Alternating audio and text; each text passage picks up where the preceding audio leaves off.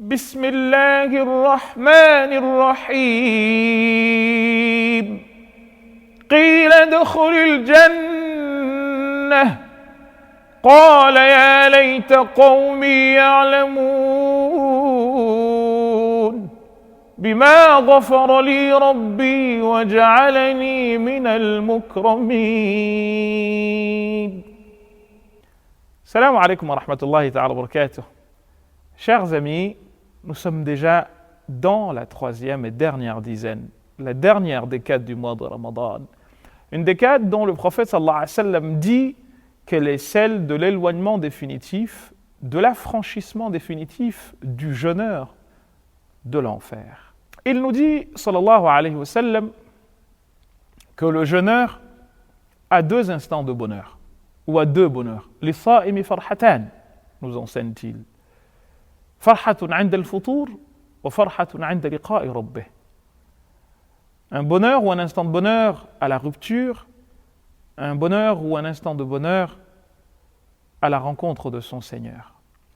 Cette dernière dizaine, chers amis, est une dizaine qui vient conclure deux dizaines, à l'occasion desquelles nous nous sommes déjà adressés les uns aux autres, et qui en fait vont crescendo.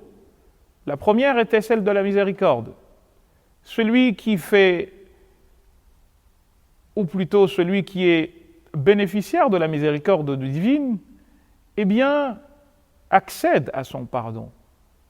Et c'est pour cette raison que vous trouvez plein de versets du Coran où Allah subhanahu wa ta'ala parle de la miséricorde comme le fait qu'il pardonne.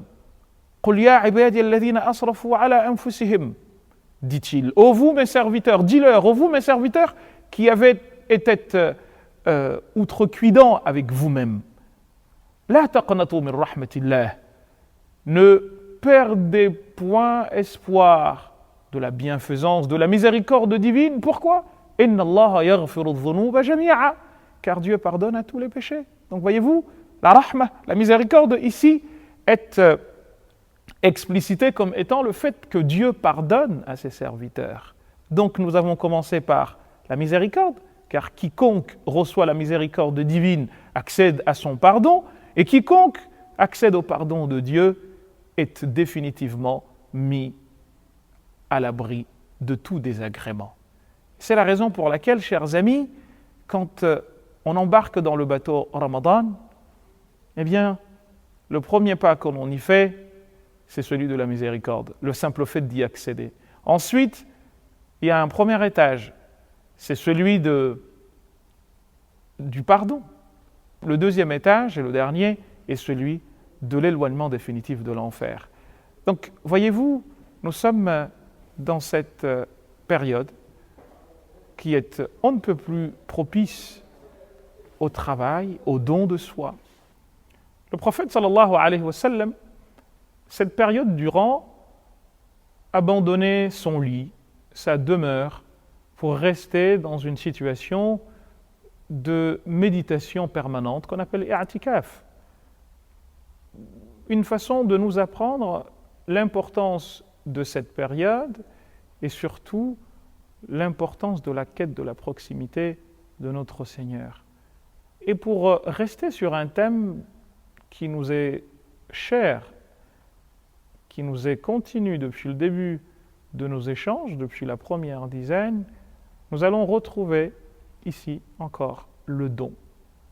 Puisque voyez-vous, nous nous sommes privés pour nous élever, un peu comme un avion ou un oiseau qui, parce qu'encombré, se doit, pour mieux décoller, de se débarrasser d'une partie de son combustible, d'une partie de son carburant. Et voyez-vous, quand dans les textes on parle des péchés, souvent on utilise l'image du feu. Regardez la femme de Abu Lahab, Jamil, comme elle s'appelait. Eh bien, Dieu va comparer son action de propagation de la mésentente entre les gens, ou de création de mésentente entre les gens, de séparation des gens à l'enfer, en disant, je cite, وَامْرَأَتُهُ حَمَّالَةَ الْحَطَبِ, et sa femme de Abu Lahab, qui était porteuse de fagots. C'est très beau comme image en fait, comme pour dire que ses paroles étaient comme un combustible par lequel eh bien, elle mettait le feu entre les gens. Eh bien, voyez-vous, cette dernière dizaine est la dizaine dont nous devons nous saisir pour éteindre le feu de nos péchés.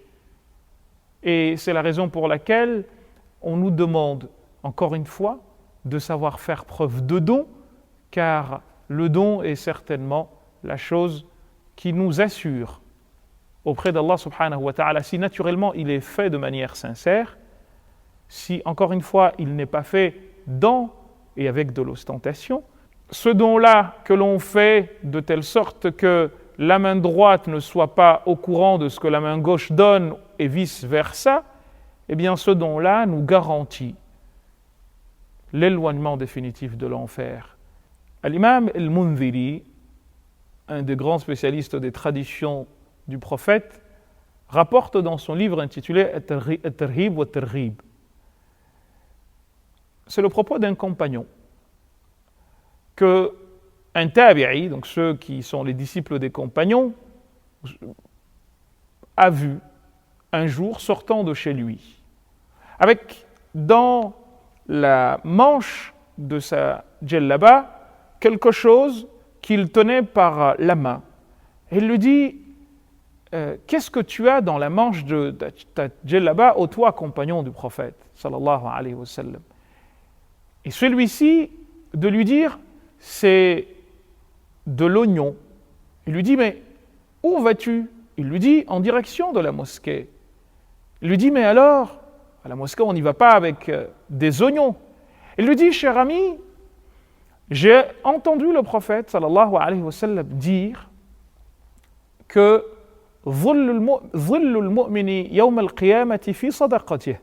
l'ombre du croyant, le jour du jugement, sera dans son don. Et depuis, je me suis promis de ne jamais quitter mon domicile sans emmener avec moi quelque chose dont faire don. Aujourd'hui, j'ai cherché partout.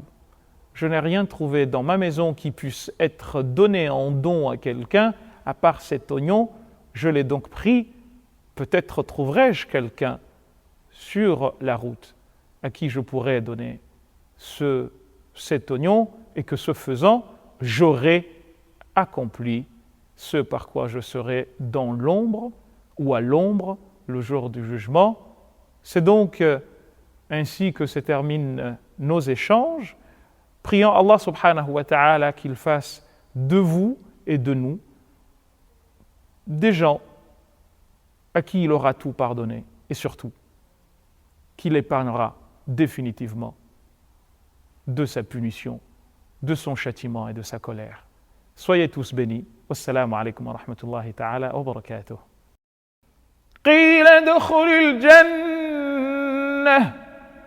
قال يا ليت قومي يعلمون بما غفر لي ربي وجعلني من المكرمين